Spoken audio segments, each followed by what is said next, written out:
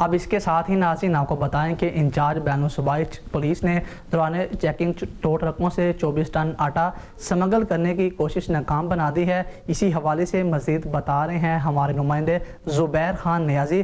زبیر خان بتائیے گا۔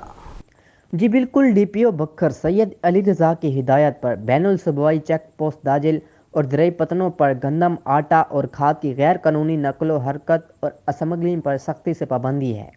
انچارج بین الصوبائی check post Dajal S I Abdulwahab Bashar مار ٹیم نے دوران چیکنگ 2 ٹرکوں سے 24 ٹن آٹا اسمگلنگ کرنے کی کوشش ناکام بنا دی۔